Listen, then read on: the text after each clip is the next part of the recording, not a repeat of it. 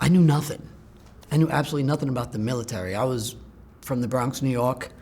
I had 5 sisters. Well, I still have 5 sisters.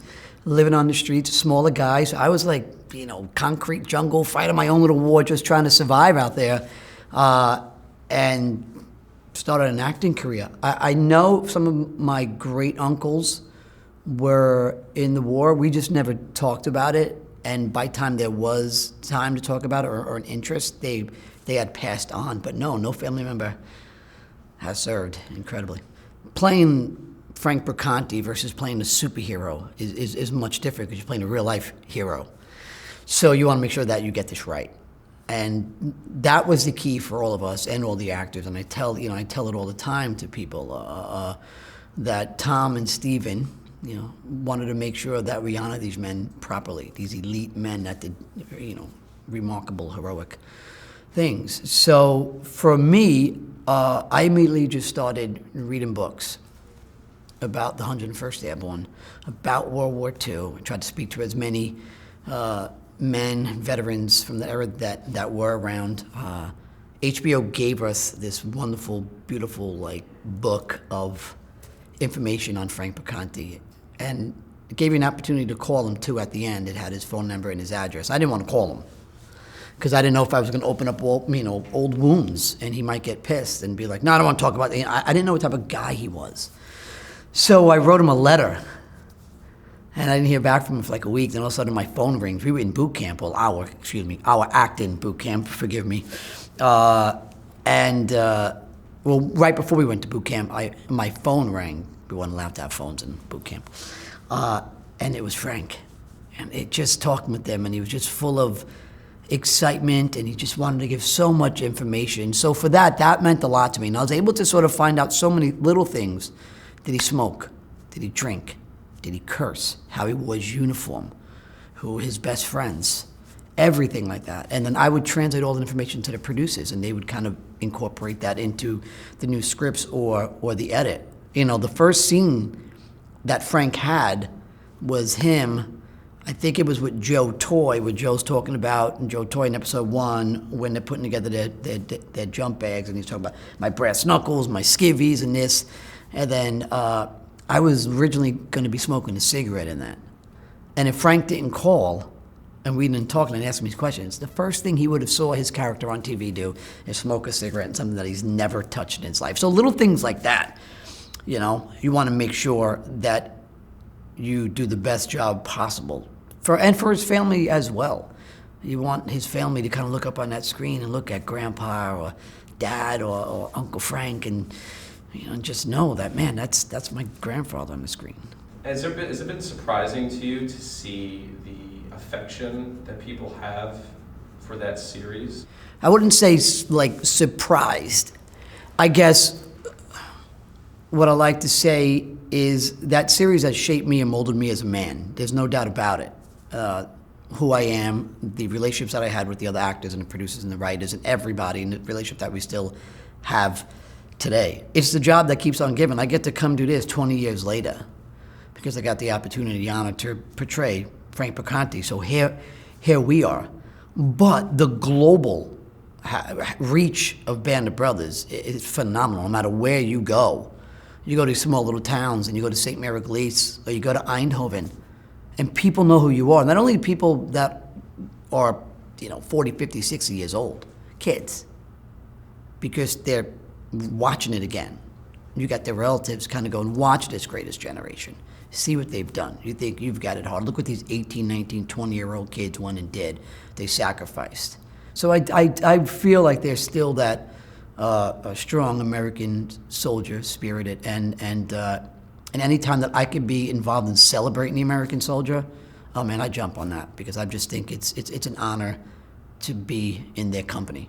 There is no doubt that the veterans are the celebrities here, and everybody knows it. Just feeling that, being around them, it's that natural sort of vibe that they have. You just want to be around them. You want to hear the stories. You want to just inject anything and digest any information from them, and you're in awe of them, of what they did.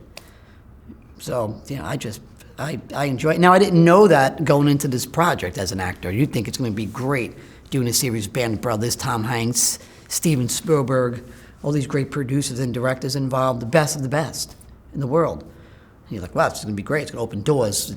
I'm going to be able to audition for everything and maybe be a bigger movie star and more red carpets and more movie posters and maybe more money, you know. And then you recognize what it has done to you as a man and how you've grown and how you treat people moving forward and the affection and the patience that you have with everything. And it's a very, very unique project, and I'm honored and humbled to even be a part of that series. So, Dale's boot camps have resonated several times. I don't know if there's any particular moment or experience from that. Well, boot camp, and not to offend anybody in the room or watching, it's an actor's boot camp, so, you know, take in consideration. I'm talking about it from an actor's standpoint of view. I don't mean any disrespect for anybody who served or went through the actual boot camp, but it was tough for us. They didn't make it easy for us at all. They stripped us of everything, gave us a green bag, threw us in a bus, threw us to go get haircuts. We're all looking at each other in this bus, like, what is going on? Then put uniforms on us and brought us to like an old British commando base outside of London. And I remember getting off the bus and Freddie Joe Farnsworth just comes charging up to me and screams in my face all these curse words, and I'm just like, I'm moving out of the way, because I'm not used to anybody coming in my face. And his spit was hitting me as he's screaming, and he just started screaming at me, and that's when I knew it was real to our end. And I was doing more push-ups than I ever thought I could possibly do. I did okay with the boot camp physically, I was okay. I mean, we did start at 5 a.m. and go all the way to the end, and you would do, maneuvers and tank maneuvers, and you have to strip your weapon. You'd go marching. There was a lot. And you did a lot of that before you even had breakfast. And then you'd have breakfast and you go do it all again. Sometimes you have night duty and you would be out there at night. So they made it difficult for us, but I think it was very, very smart of them and wise for them to do that boot camp, because we bonded. We recognized that, because they stripped us of our names. We didn't know anybody's name. We knew character names. I didn't know Rick Gomez, I didn't know Rick Gomez. I knew George Luz.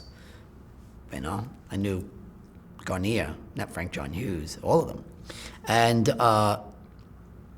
what I struggled with, but what that did was that bonded us. And we knew that we needed each other to get through this boot camp, And I think when we came out, the camaraderie with us was strong. And Tom Hanks saw that. And Steven saw that as well, and they came to the boot camp and said, gave us a wonderful speech. What I struggled with in boot camp was the chain of command. I didn't understand, I was 23 years old, 24 years old. I didn't understand the ranking and the chain of commands. I would call people by the wrong ranking. And you want a Captain Die story is if you ever saw smoke come out of a man's ears like they do in the cartoons. That was Captain Die when he first got introduced to me. He's twice my size, and I called him, I did two things in one sentence. And Donnie Wahlberg set me up. I played Carwood Lipton. And I said to Donnie, we had to field strip our weapon in a certain amount of time. And I was fairly good at that too, but something was happening with my weapon. And I looked over to Donnie Wahlberg, and I said, Donnie, the gun, this is not happening, this ain't working. And he goes, your gun, huh? I was like, yeah. I said, I'm gonna go talk to the general and tell him that this gun's not working. And he goes, yeah, Perconte, you go march into General Dye's office and tell him that your gun is not working. That's exactly what I did. And I swear, I thought smoke came out of this man's ears. Because I said, hey, General Dye, this gun's not working. And he was like, what? You salute me, you say, sir, and I'm a captain, I'm not a general, and that is a weapon, not a gun. And just screaming, and boom, doing push-ups after push-ups after push-ups. And I will tell this, he gave me a very, very, very hard time during boot camp, but we are great friends today, and he's always told me at our reunions, every company needs a guy like you. And he did go on record, if I remember, someone told me, I didn't see the interview, but Captain Don went on record as saying James Madio would have been someone who would have been a good real soldier. And I was fastest in the obstacle course by a lot, like 30 seconds. I remember the Freddie Joe Farnsworth going, God, Perconte, you would have beat most infantrymen with that time. And I was like, yes. So boot camp was an adventure for me. It's pretty unique for any creative piece for you guys to still get together 20 years later. And it's special. Can you just speak a little bit about why you think that's just kept up? I think it has to do what started with the boot camp, and then the success of the show, and then has just massed into our affection and admiration for the veterans and how much time we spent with them, and going back to Normandy with the veterans, going back to St. Miracle with the veterans, going back to Bastogne, the Bulge Woods, going back to Eindhoven with them, and watching these men who fell from the skies and gave grandpa and grandma back their bakeries and the shops, and just bawling and crying for these guys. We just really wore it on our sleeve to make sure that we represented these men and didn't this up, as Dale would say, and we honored that and we held it very closely. I mean, we still do. It took a long time. I know this sounds silly to some people, and it may, but it didn't at the time for us. We wore our dog tags for quite some time after. I did. I was thinking about getting certain military tattoos. I mean, it was just drilled in us who these men were and how special they were. And that trickled down to us and our friendship. And we've watched each other's kids grow up. We've babysat kids. We've christened kids. I've got married on friends' property. I've lived with Ron Livingston, who played Nixon for 4 or 5 years. He allowed me to live in his guest house. It's that type of friendship. We really look after each other. And times are hard and times are bad, and we've been there for each other, and that's the truth. And that's, I think, what makes it special. You might have not gotten fully along with someone maybe during the boot camp, but as the years went on, that even got stronger. Maybe some of the guys you didn't have specific scenes with during the show because you were in a different platoon or a different battle. So it's because they would make sure that all of that was correct. So if you weren't in Break Court Manor, then you weren't in Break Court Manor. They didn't just stick you in there.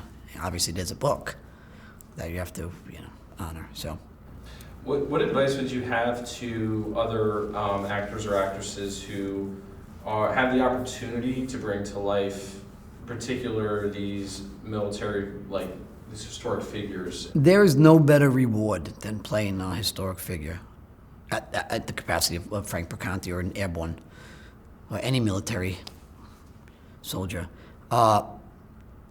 My advice would be to give it your all, as much as you possibly could. Make sure that you're in contact in some way with the family and get as much information as you possibly could. I mean, read as much as you can, but when you're playing somebody like these guys from this generation, a lot of what you've trained for kind of goes out the door, because they casted you for this natural ability, this guy that doesn't have any false moments, that can be real, that accompaniment can get behind, that an audience can get behind, that a world can get behind. They casted you for that specific role. So I would, just honor the work, honor the person that you're portraying. That's what I did more than anything with this role. I just stood true to the American soldier as much as possible. Anytime that I can lend a fraction to help celebrate the American soldier,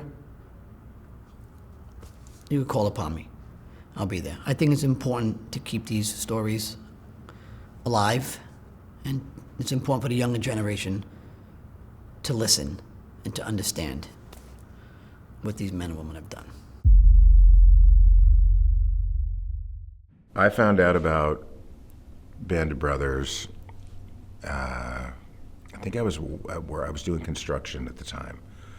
I paid my way through school doing construction for film and television. And I heard that there was this, all we heard was there was a miniseries about World War II that was being produced by Steven Spielberg and Tom Hanks. And I think most of us early on the idea of that combination of people doing a cool project, for us, the immediate thing wasn't about the men. We didn't know the men. We didn't know what the project was about. We didn't, all we knew was that Tom Hanks, Steven Spielberg, HBO does quality stuff. This was an opportunity for us to advance our career. Had nothing to do with the men, to be perfectly honest. It wasn't until you get cast and you start to explore what we're doing and get the material and go, oh, it's a real guy, and you get the file, and you sort of realize slowly the importance of the project, or the potential importance of the project, because still, you don't know. You get cast, you move forward, they tell you, okay, here's your guy, or here's a friend of your guy, why don't you call him? We've checked, we've cleared with him, give a call, get some information. In my case, we were told that Denver had passed. Nobody could get in touch with him. They didn't know he was still alive. So I was talking to Hashi, one of his good friends, and I ask him all these questions, and we get ready to finish up, and he finishes up with, when you talk to Bull, let him know that he hasn't returned any of my calls. And I'm thinking at this point, oh my gosh, like one of his closest friends from the company doesn't know he's dead. And I'm like, am I the guy to tell him? And so I say, I don't know if you know, but I had heard that he had passed. And he said, he passed? What do you mean he passed? I said, well, I heard he died.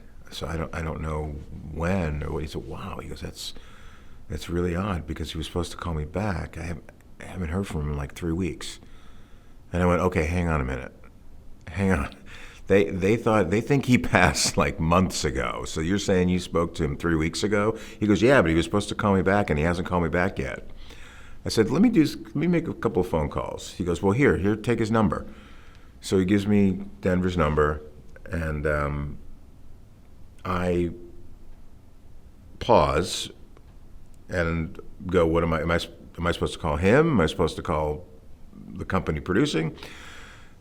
All right, so I call back to the guys producing, and I go, hey, I just got Denver's number, and Hashi says he's still alive. How do you want me to proceed? And they're like, hang on a minute. Let us reach out first. Nobody knew he was with us still. We have old numbers. We have, we can't get in touch with him. Let us see if this is real and it plays out. Turns out he is. He's fine. He's living in Texarkana with his wife. His son at this point is alive. His daughter's alive. Everyone, whole family lives in Texarkana. So I wind up getting in touch with him. The long and the short of that is that as this process is going on, you start to realize how much these men care for each other and are checking in on each other, and the importance of what we are about to do. And I think every one of the guys involved, from an acting standpoint, started to realize that together. We hadn't even met each other yet, and we knew that this was going to be something special. Once you finally got to talk to him, what was he like, and how did you glean what he was all about so you could best portray that on screen? The first phone call with Mr. Randleman was pretty amazing and terrifying. I mean, if you can imagine, I think we think in our minds, we take it to present where we are. You think, oh, these guys are going to do this amazing job with these guys' lives and this thing. Like we talk about the current situation with all the information we have up till now. What you don't realize is that these guys don't talk to anyone. So now we take back what's really happening. We go back to the beginning. Show has not been produced yet.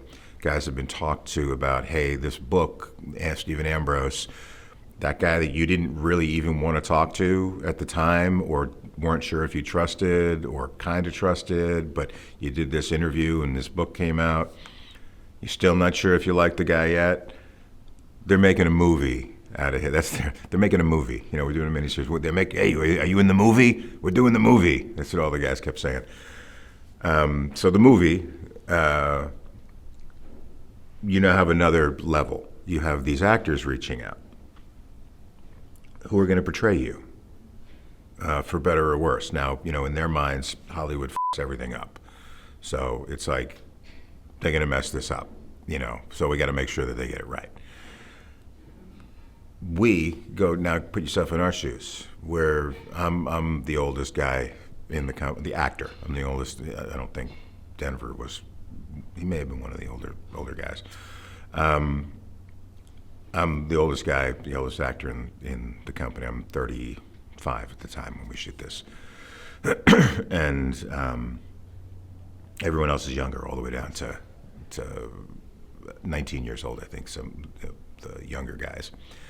And we're given a phone number, and it's, hey, call this guy. You know, how does that phone call start? Hey, I'm the actor who's going to portray you, and I mean, where do you? It's terrifying. It's terrifying. For me, it was the scariest phone call I had ever made in my life. I literally was rehearsing, picked up the phone, dialed, you know, almost all the numbers, probably 6 times, hung up the phone. I was like, how am I gonna? How do I start this? How do I not screw this up? Because I've never done anything like this before.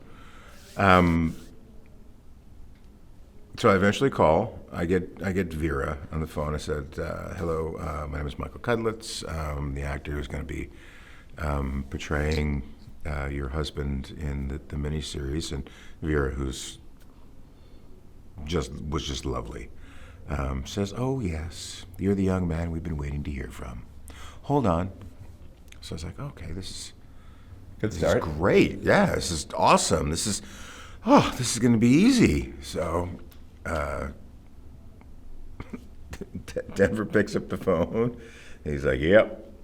He said, oh, hello, sir. My name is Michael Cudlitz. I'm the actor who's going to be portraying you in the miniseries. He's like, uh-huh. So I was wondering if I could maybe talk to you a little bit about,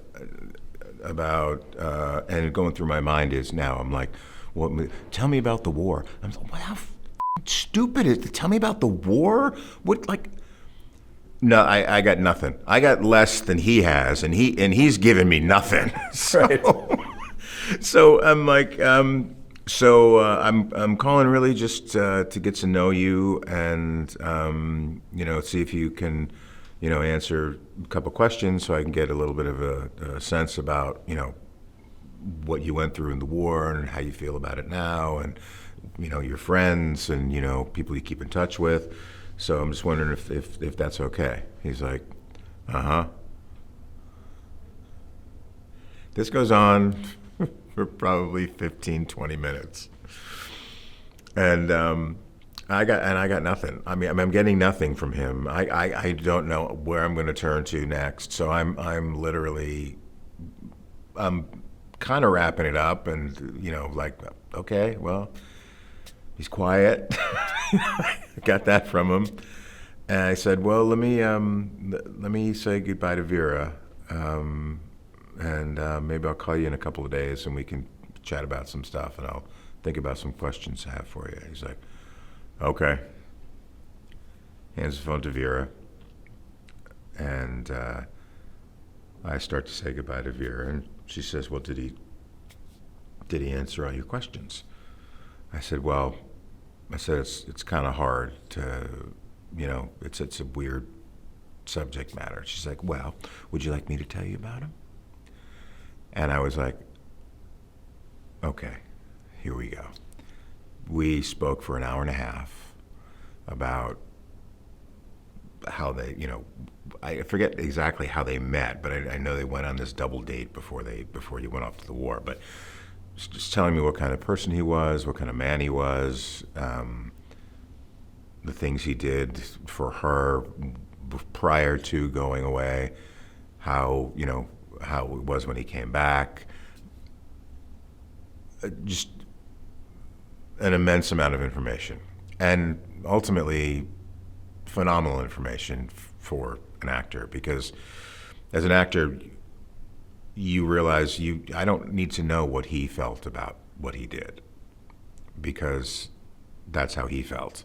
What I really need to know is how other people perceived him, because that's who we are when we move around in the world. I could think I'm the most kind person in the world, and if everybody else is like, that dude's an asshole, he doesn't take care of anybody. That's who you are to the rest of the world. You may deep inside, but if you're not letting your deep inside out and you're not sharing it with anyone, that's, you are who you are perceived to be, at least from the standpoint of something that is I can use as an actor. So getting information from Vera was incredibly invaluable, and we stayed really, really close until she passed away. Just a very, very, very sweet woman. Well, the next thing that brought you all together, I believe, was the boot camp, right? Mm-hmm. So that was pretty intense. And how did that give you a better idea of what Mr. Randleman went through, and how did it bring you together as a cast? I compare it to, yes, it was a boot camp, but it was an actor's boot camp. I mean, it was like we didn't go through 99% of what these guys went through, and we are not soldiers, and we are not, we're actors. We got a little taste of what it might be to possibly maybe do that, but we were able to show it on screen in a way that is believable, and the men supported and gave their stamp on. The boot camp I really equate to like a hell week or a couple of hell weeks in football for anyone who's done sports. Just really intense training, full immersion. For us, it was 2 weeks, I think 10 or 12 days. We went away to a local base where we were shooting in England. There was an abandoned part of this base that was shut down, and old barracks, and we just took it over, and within 2 days we show up as all, recruits, fresh off the boat, as it were, just getting screamed at, don't know anything, and learning everything on the fly. Within 2 days, we were all only referring to each other as our character names and our ranks. And a day later, we all moved up into our proper ranks that we were going to be portraying on the show. So, within 3 days, I'm in charge of platoon.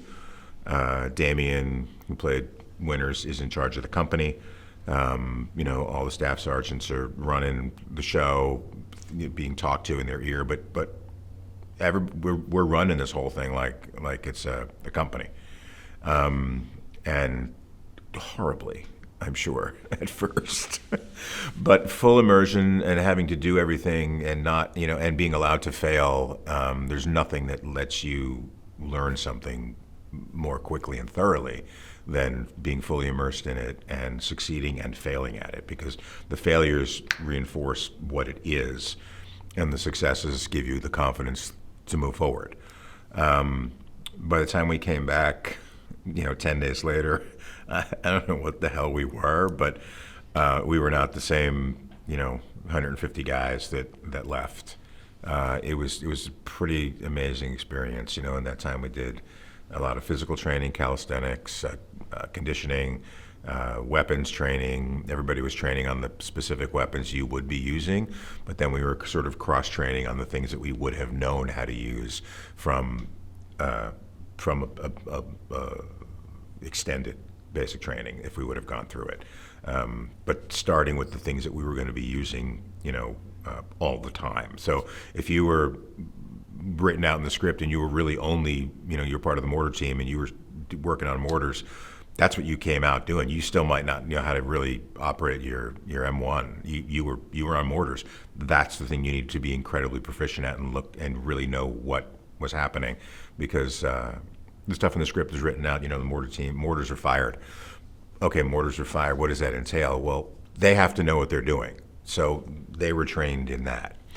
And then we were trained how to work as a company and how to work as smaller platoons, and then squads. So at every aspect, we were building this company within these 10 days. Captain Dale Dye, who trained us. Again, I'll use the Hell Week analogy for football. He was the coach that we hated, and it was by design, because you have a common enemy, and then you bond behind your sort of hatred at the moment for that asshole who's making you do all this stuff that sucks, and you grow closer together from that, and that's exactly what Sobel did to the company. So there are a lot of parallels that were happening. David Schwimmer was brought in as Sobel to take over the company very late after we were bonding as a company. Then they brought him in and knocked Damien down, because Damien was no longer in charge. He was in charge, but now there was somebody in charge of him, and he would come in and literally just sort of screw everything up.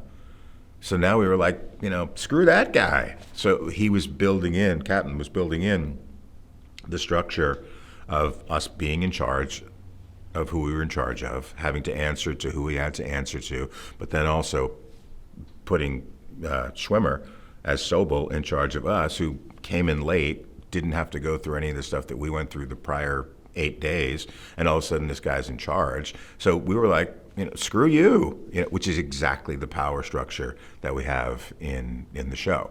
So Captain Dye is there's nobody better at doing what he does. The dude's like Tony Robbins with a gun. I mean, he's just like this motivator of men, as he calls it. I'm a motivator of men. And, we were armed. So it was an incredible experience. And we made the connections with the other guys, the other actors, the other men in the company. We made these connections that we carried through the project, and still to this day do, very, very much like the men who served. I want to talk about one particular episode that features you a lot, and that's in Holland, where you get separated and you end up in a barn and there's hand-to-hand combat. What are you thinking as you're doing it, as you're preparing for it, and thinking about what these guys actually did when it's one man against another and only one of them's going to come out alive? I loved reading that episode because it was just two men fighting hand to hand. It's the first time we'd sort of seen that.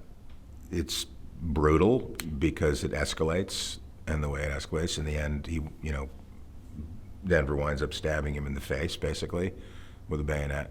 So it's a pretty graphic thing that we don't really see, but we see the bigger image of it, and we know what's happened.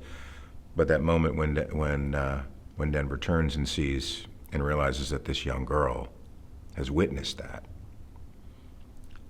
that pulls him back. It reminds him of his humanity. And I think that the guys went through a lot of that because they were within the population of the people in Holland and in France, and when they jumped, they weren't just in encountering soldiers, they were encountering the village people and the townspeople, families. So I think you're always being pulled back to reality to some degree. You obviously discovered that, and you probably knew it would be already, but it became a very critically acclaimed miniseries. Mm-hmm. But more important to you, I'm sure, is what both Randleman and Vera thought about it. So what did they give you as feedback? He loved it. They all loved it. Vera said something really sweet when we first met for the first time, which was in New York when we were headed to the premiere. I was across the room, and when I finally met them, she's like, "I knew it was you. I could tell you have Dev's back." And I was like, "I have his back. Oh my God!" She's like, "You move like him," which is crazy because I've never seen him. There's no film of him moving as a soldier thing. So some of it is applied, that she, and some of it is just the casting, that they just, Meg Lieberman did an amazing job casting. We met in New York. They saw we didn't see the project until the premiere. Generally speaking, and I always say generally speaking, I had not met anyone who didn't love it, who didn't think it was incredibly accurate, who didn't think it captured exactly what was going on with the company. I always say most, because I'm sure that there's someone out there who wasn't happy with it. I'm sure there was someone who felt underrepresented. I'm sure there was someone who felt that there was something that they did that we attributed to someone else. And we did, because we wanted to show all of the events that happened, or as many of the events that we could, and fill in the things that we didn't know with things that we knew happened, but we couldn't put every character in the project. So I'm sure that there's some people out there who don't feel represented, or who feel like we botched a certain part of it. But I never heard from them. We heard from the men, the vast majority, who felt incredibly positive about the project, and who felt that the project did represent exactly what happened.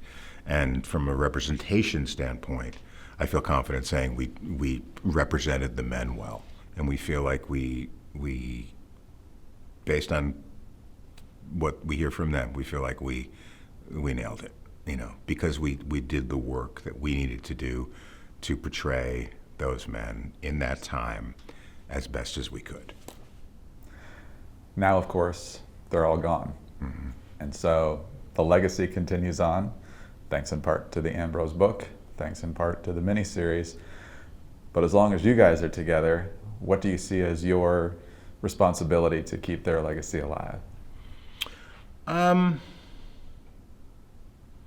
think the show keeps their legacy alive.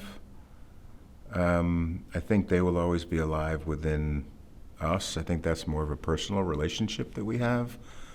They don't care.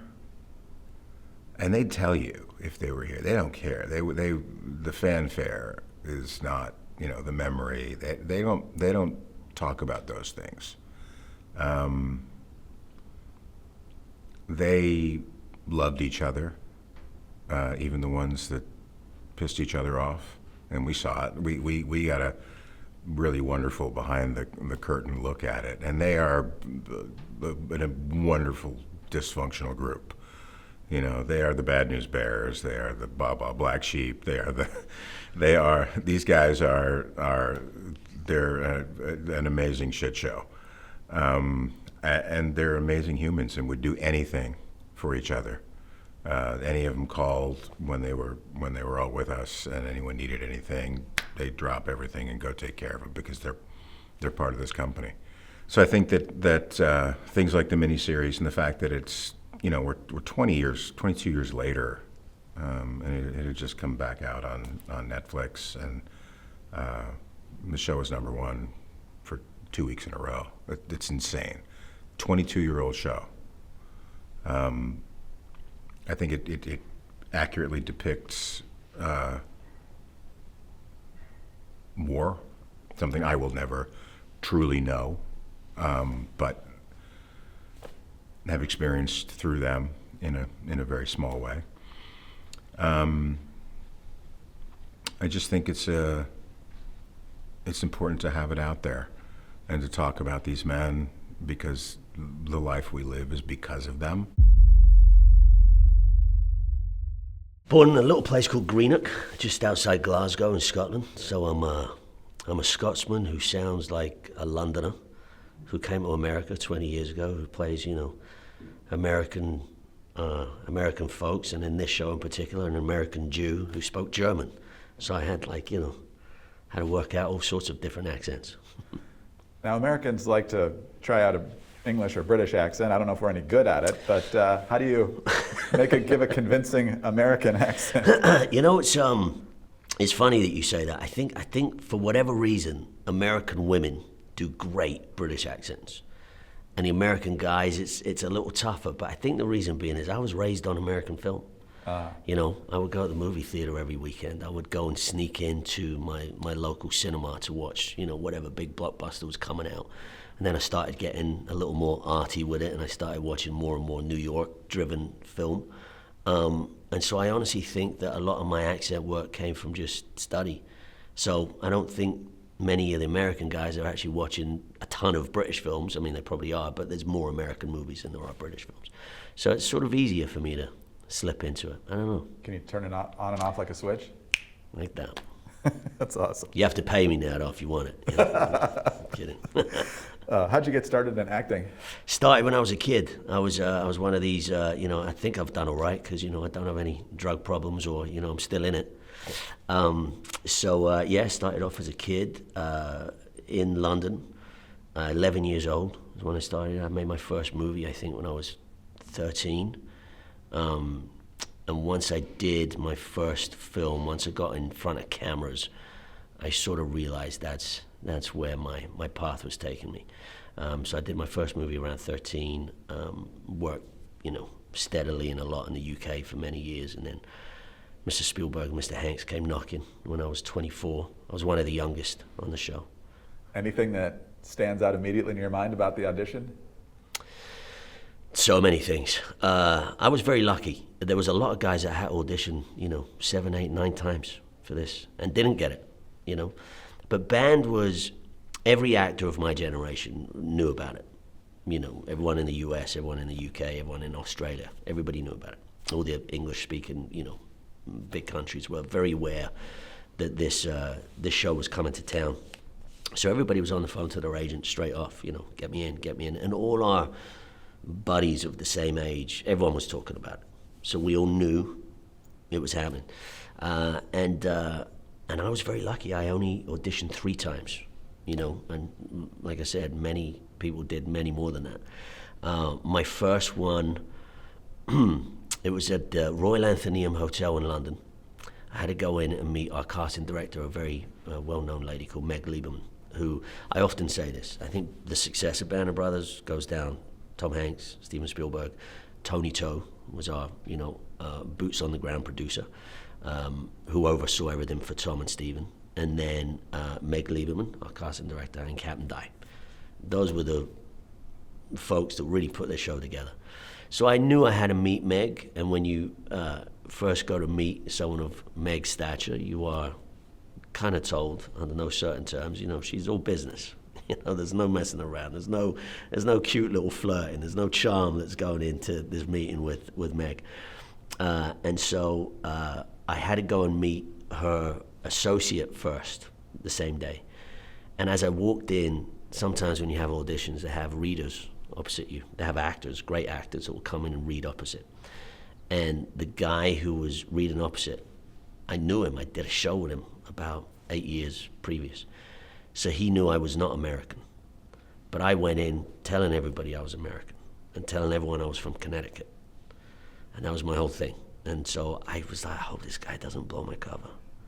I hope he's not like, Ross, hey, And God bless him, he stuck with it. He knew what I was doing, and we allowed it to happen. After that first initial read, Angela Terry, she said, where are you from?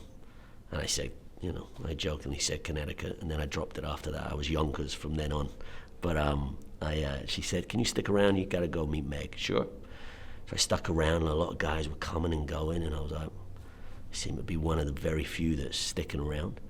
Went in to meet Meg. She was at the other side of the room, very distant. And I remember seeing a little board. And on this board was 10 faces. And now I know it was the 10 guys that we were going to really be following in the show. I remember just looking at these men and just, seeing a lot in their faces, in their eyes. And I was like, she's trying to match us up. She's trying to see who's kind of looks similar to somebody. So I'm sort of quickly trying to scan this to see who I look like, And I did my read, and she stopped me at the end, and she stood up, she took her chair, and she sat right in front of me, as far from my face. And she said, "Do that again." And at that point, I was like, I could be onto something here. So I did it again. She then said to me, she goes, "Great, listen, I'd like you to come back next week and meet Tom Hanks. Are you available?" And I said, I should check my schedule, but I think I might be, available. So I left on cloud 9, feeling very good about myself, and I stuck with my American accent for the rest of the week. Drove my family nuts. My friends all thought I was, I was not mentally all there, because I was walking around with this American accent for the next week. And I went to meet Tom, but I went in prepared. And so I had a great time with him. He made me very comfortable. That was in his Castaway days, so he had the big beard and the bandana, and looked all kinds of different from the Tom Hanks that I knew. But he couldn't have been kinder. Very generous. We acted opposite each other, so I got to act with Tom Hanks, and so I'm a winner already. I'm leaving going, however it goes, it goes. And then I got my final call to go and meet Tony Toe, who was our boots on the ground. He was Stephen and Tom's eyes every day. And I went and met him. Same thing. Did my audition for him, and as I was leaving, he said, "Ross." I said, "Yeah." He said, "Where you from?" And that's where I went, "Yonkers." I walked out the door, and that was it. And then I got the job.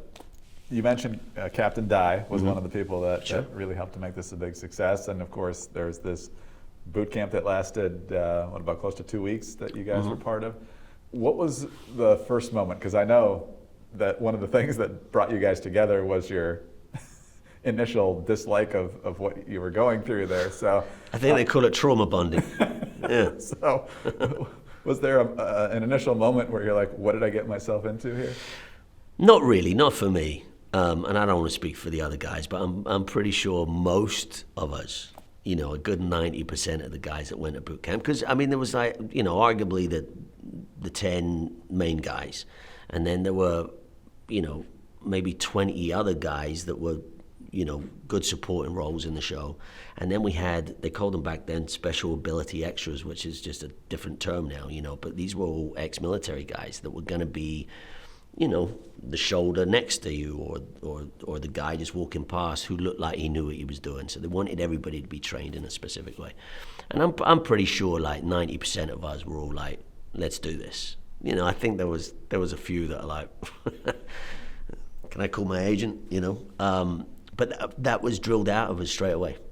I think as actors in my industry, we're very fortunate in many ways, and I'm very aware of that.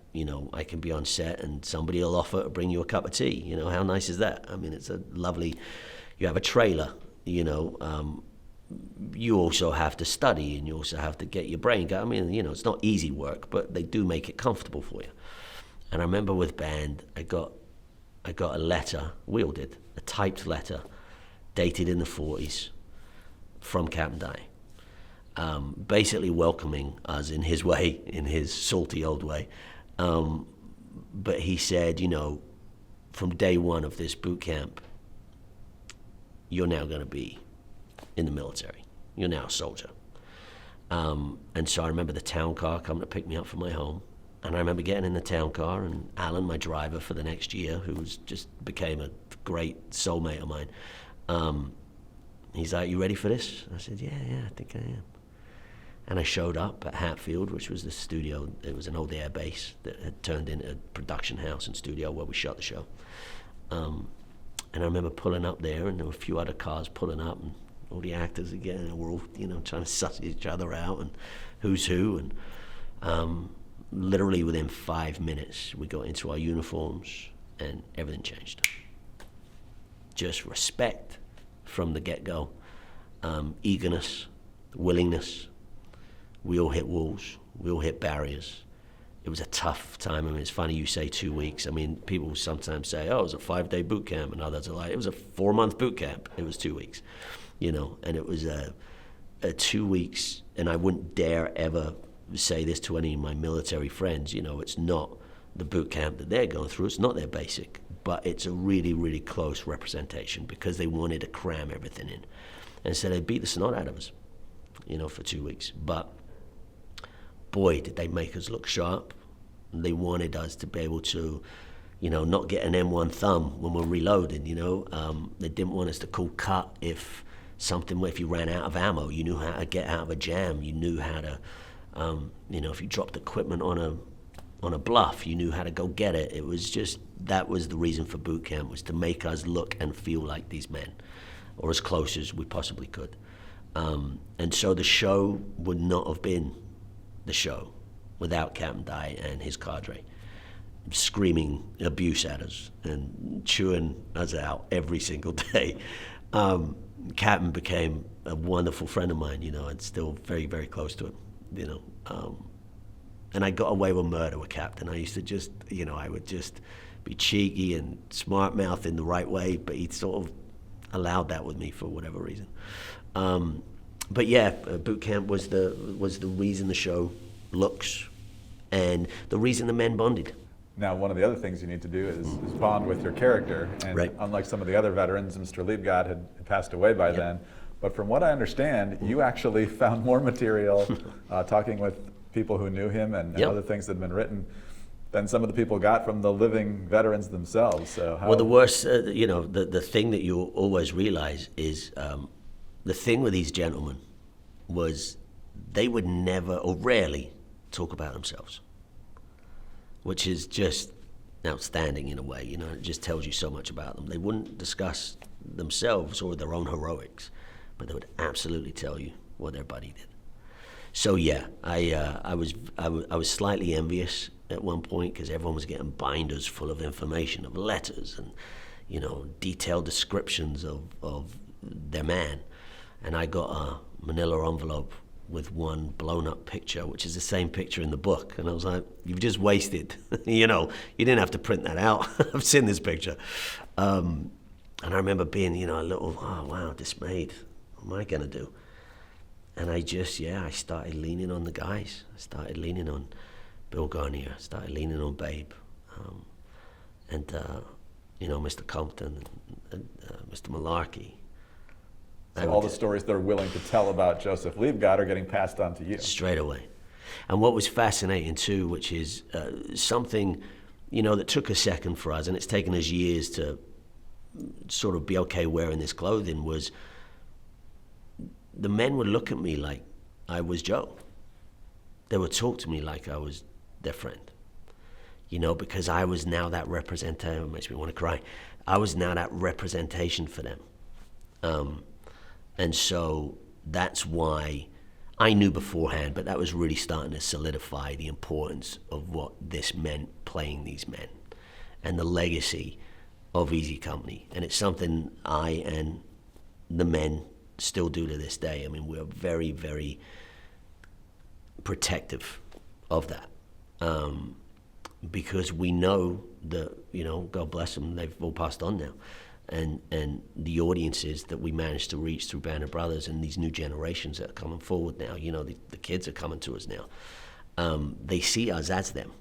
Now, we know the difference, and we know we're not, but we also know that there's a representation of them that we have to be loyal to. And I knew that really early on. By the way, the gents were talking to me like I was their friend, Joe Liebgott, which, I knew at that point, okay, I got to carry this in a way, and I now have to honor this as best I can. One of the things people might be wondering is, in some of the battle scenes, when they see explosions, are those real explosions? I mean, I've heard interviews where they would give you like a line of tape to follow and then pull the tape. Oh yeah. So tell me how that works.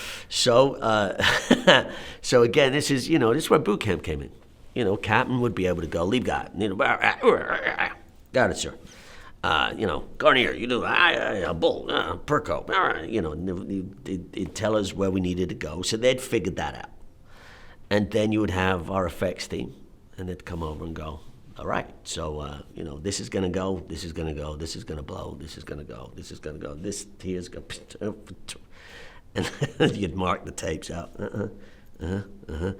Quick rehearsal, finish it, and then, you good?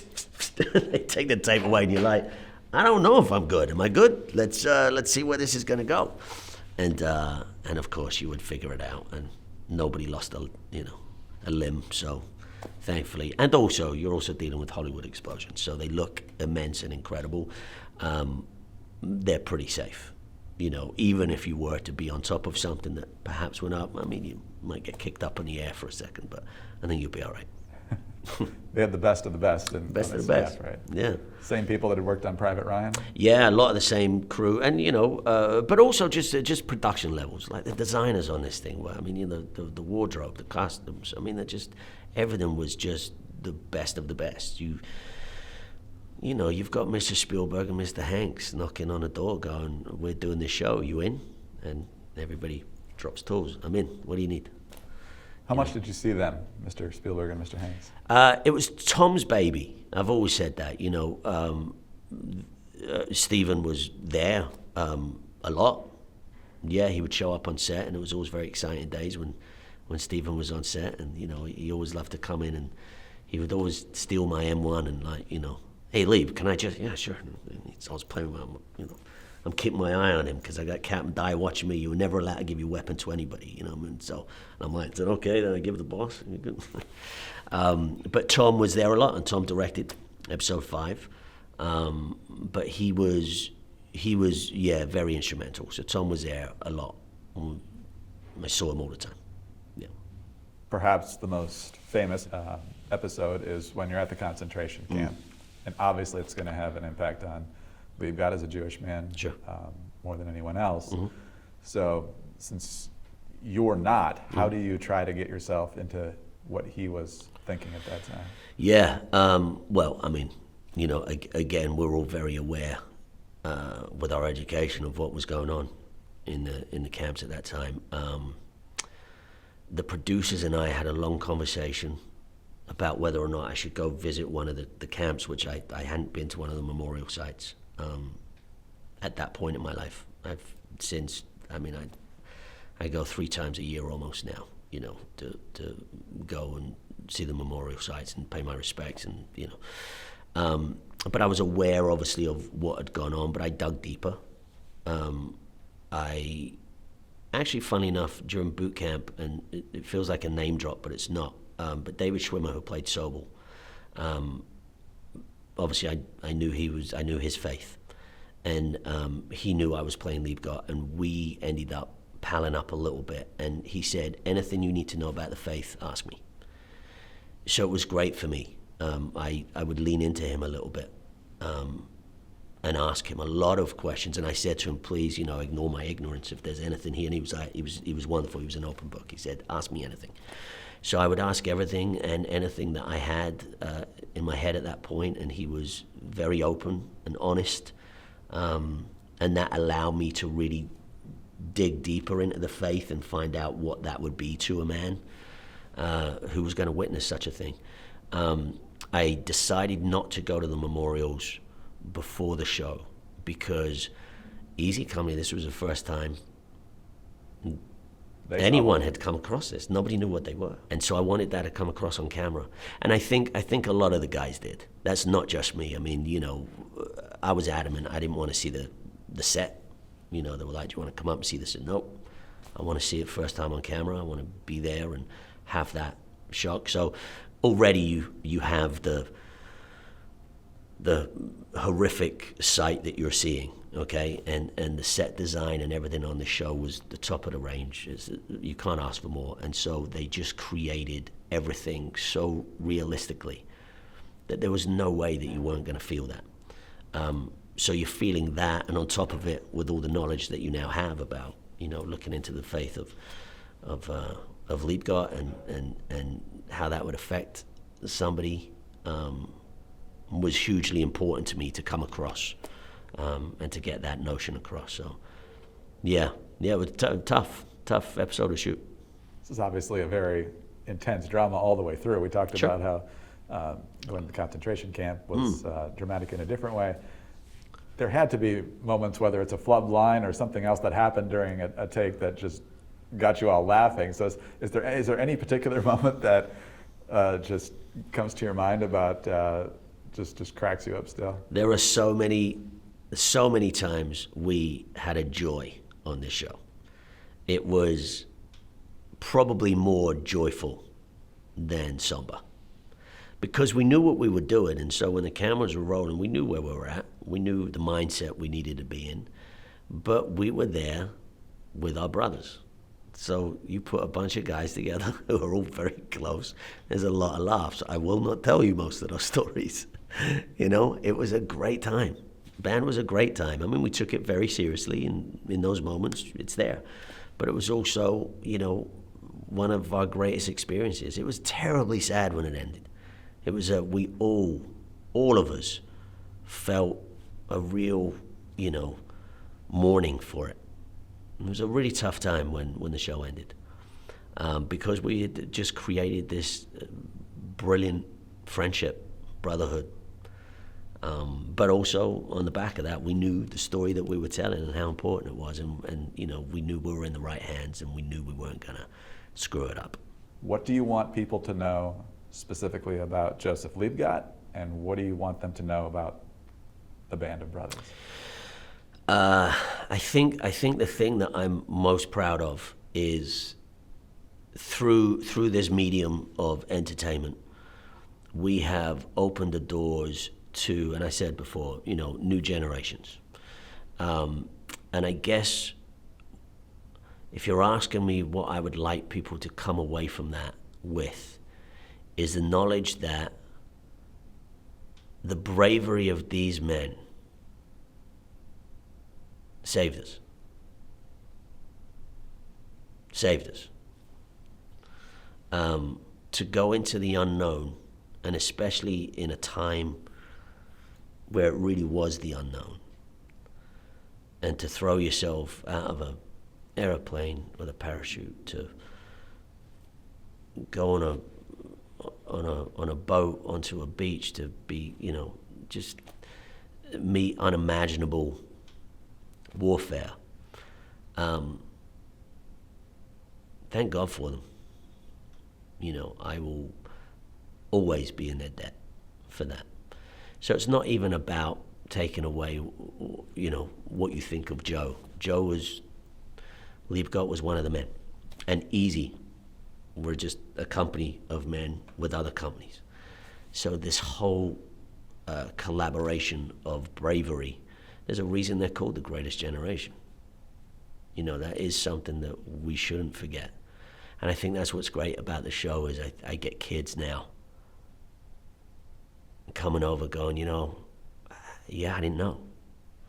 And I'm amazed, and I'm like, good, I'm glad you're amazed, and, you know, stick with that. And when I've had previously other family members come up and go, you know, my grandpa never talked about it, and the show allowed him to talk about it. And so I hear that and I go, my goodness. People get, what do I want people to get from the show is that. It's just the fact of this is something we should all be aware of, we should all honor, and we should all be truly, truly grateful for.